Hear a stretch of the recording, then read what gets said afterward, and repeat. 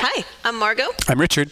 And this is Wednesday Night Hops Level X Balboa class. Intermediate level. Balboa class. Yes. March. 2018. This month, or this week actually, we worked a little bit on two different things. We worked first on back releases for our Bal Basic. We also talked about them as being called shuffles or digs. Back release is the most common.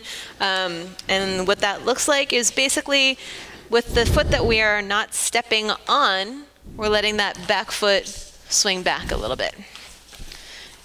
We talked a little bit about the idea of letting your foot slide into the floor when you take a step as opposed to taking a step.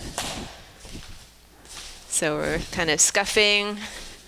And then we added it into our Bal Basic rhythms. We worked on the down hold version first, which would be a step, step, step, tap, step, step, step, tap, step, step, step, tap, step, step, step, tap.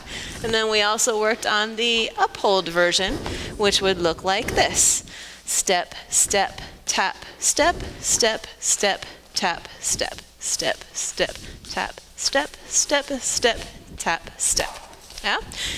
So this is a very trademarky stylistic move that Ann Mills used. Ann Mills is the original Balboa dancer that we unfortunately recently lost.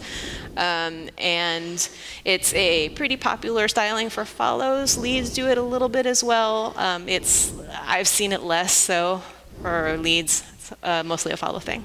And it can be done as an independent variation, so one partner in the partnership can do it. Yep. Both people can do it at the same time.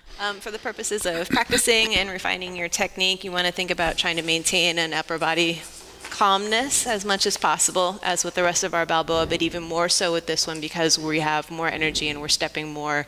Maintaining that calmness takes a little bit more effort. Okay. And then the other thing that we worked on was building up to serpentines. Yeah, so we did we started out working on the paddles that we had from last month, and we focused a little bit more on keeping the weight on one side and making the paddles more like, for the leads, 65 to 70% weight on one foot while we're paddling around with the other. Paddle step, paddle step, paddle step, and then weight changes in the other direction. Paddle step, paddle step, paddle step. We practiced that a bit. We practiced it together. Fellas, we talked a little bit about the idea that we are actually still stepping with each count, but because our weight is more over 1 foot, we're kind of almost tracing a circle or an arc around the axis that the lead is creating by putting their weight on 1 foot. So we are not attempting to maintain an axis so much as maintain our body positioning. And then we chained them together. So we did a couple of paddles, 3 paddles and then a weight change in one direction, 3 paddles and a weight change in the other direction. Yeah, that looked like this. So we did a come around into that. 1, 2, 3, paddle step, paddle step, paddle step, weight change, paddle step, paddle step, paddle step, weight change, paddle step, paddle step, paddle step, weight change. And then we cut that in half and we turned it into a simple serpentine.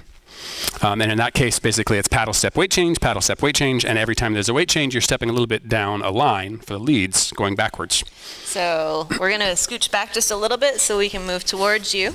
We're going to start out in this direction, 5, 6, 7, come around, 1, 2, 3, and paddle step, weight change, paddle step, weight change, paddle step, weight change, paddle step, weight change. And we practiced that a lot. And then we started talking a little bit about how to kind of amplify it. That was kind of a relatively small, sedate serpentine where you're mostly keeping your feet underneath you for the leads. And we wanted to get into, if we wanted to turn it into a more swoopy feeling leads, we focused on taking a bigger step down the line on the weight change. So instead of doing them right under us, we would do this 1, 2, 3, sorry. Paddle step, weight change, weight change, bigger step, down one step, weight change, paddle step, weight change. So each step was a little bit farther, and then we could use that extra room to kind of move our follower a little bit more across the floor. Yeah. Follows, we talked a little bit about the idea that in order to have that swoopy feeling, we need to make sure that we are not adding extra tightness to our connection up top. Being able to swing your lower body around on the lower half still involves having a little bit of a lighter connection up top, so we have room to move. If you're holding on, then you don't have that much flexibility down below.